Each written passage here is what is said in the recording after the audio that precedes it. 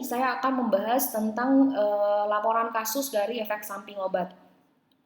Yang pertama ini jurnal dari salah satu, ini bisa diklik nanti sumbernya, dengan topik yaitu efek samping terapi kortikosteroid sistemik jangka panjang pada pasien lupus eritematosus sistemik dan bagaimana tata laksana dermatologinya. Jadi ada seorang perempuan usia 25 tahun datang ke poliklinik kulit dan kelamin rumah sakit. Keluhannya adalah bintik-bintik pada dada, punggung, dan lengan sejak 1 bulan yang lalu. Diagnosis pasien ini adalah lupus sejak 18 bulan berobat dan dia datang ke beberapa dokter penyakit dalam secara bergantian.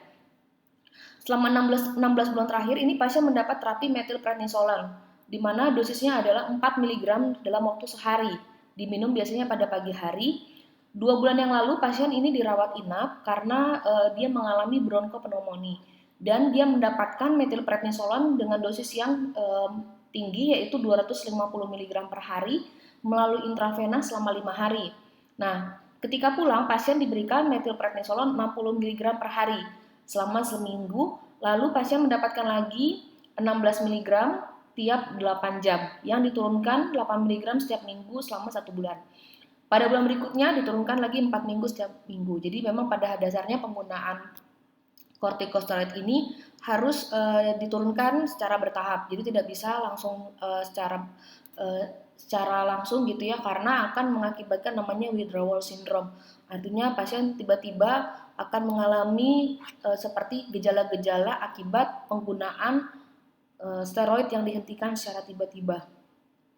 Nah, setelah 18 bulan ini pengobatan kortikosteroid sistemik ini pasien mengeluhkan bintik-bintik ya di daerah dada, lengan, punggung dan tidak disertai gatal. Dan pasien juga mengeluh wajahnya bertambah bulat. Pada pemeriksaan fisik didapatkan tekanan darah, denyut nadi, frekuensi napas dan suhu dalam batas normal. Wajah pasien moon face, terus ada hasil labnya juga tertera di sini, di mana memang menunjukkan terjadi peningkatan leukosit ya seperti ini. Bintik-bintiknya bentuknya seperti ini. Nah, sekarang kita akan bahas, kita diskusikan dulu. Jadi pasien ini, kan tadi sudah disampaikan ya, bahwa pasien ini perempuan 25 tahun dengan lupus dan dapat terapi kortikosteroid sudah 17 bulan. Dan sudah berobat ke poliklinik kulit. Nah, dan efek sampingnya ternyata adalah akne steroid. Jadi kalau Anda kembali mengingat apa yang saya jelaskan di pertemuan sebelumnya, yaitu reaksi tipe A, tipe B, bahwa ada reaksi-reaksi yang bisa menimbulkan jerawat atau akne. Dan ini adalah jenis akne steroid, artinya jerawat karena penggunaan steroid. Nah, di sini terjadi juga adanya sindrom Cushing, yaitu terjadinya moon face, peningkatan berat badan, nyeri kepala, serta terjadinya peningkatan leukosit. Nah, ini merupakan efek samping terjadinya pasien mengalami akne steroid ini merupakan karena penggunaan penggunaan terapi kortikosteroid sistemik, yaitu intravena tadi jangka panjang.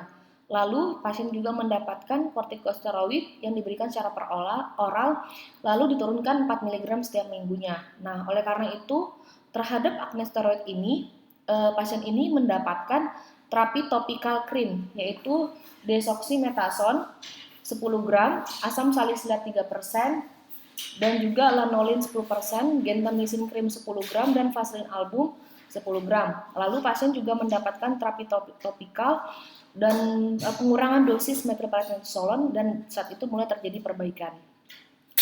Nah, dalam hal ini perlu pemantauan efek samping terapi secara rutin, pemeriksaan berat badan, tekanan darah, dan sebagainya.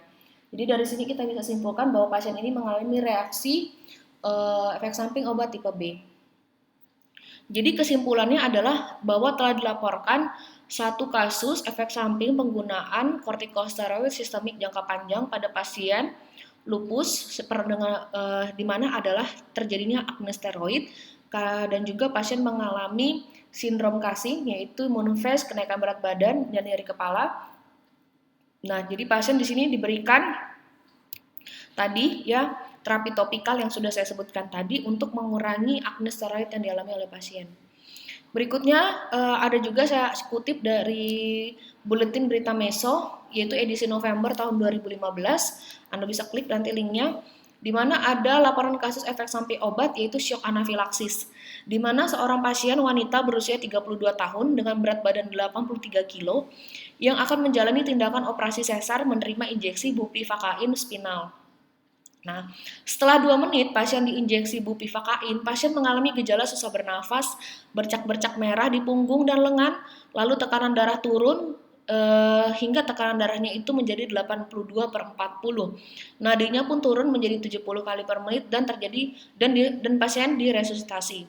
Pasien mengalami apnu, artinya dia tiba-tiba mengalami henti nafas dan henti jantung, lalu mendapatkan terapi dan masuk ICU.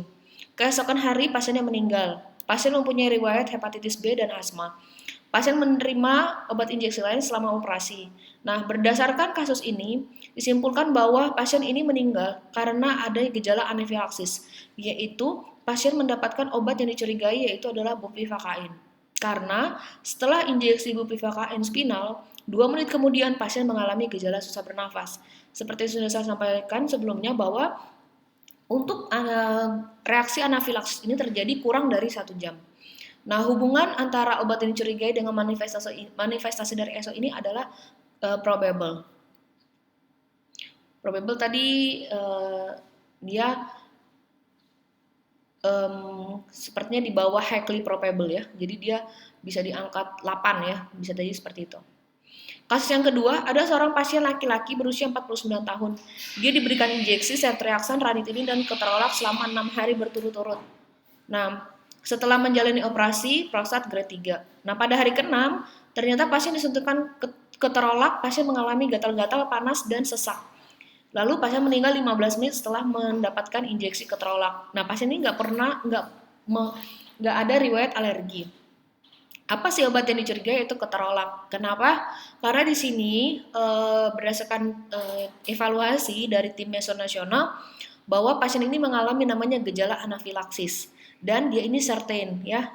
Nah, agar menjadi perhatian bahwa ternyata injeksi keterolak itu tidak boleh lebih dari 5 hari ya, karena adanya efek samping yang kemungkinan terjadi dan efek samping ini sifatnya serius ya seperti gatal-gatal, panas, dan sesak. Dan ini sudah biasanya tercantum pada brosur bagian indikasi. Baik, itu contoh-contoh kasus, 3 kasus yang sudah saya sampaikan mengenai tentang efek samping obat yang sudah dilaporkan ke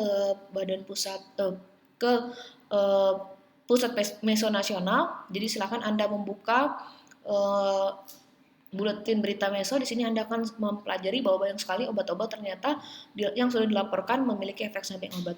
Terima kasih untuk perhatiannya dan selamat mempersiapkan diri untuk menghadapi UAS.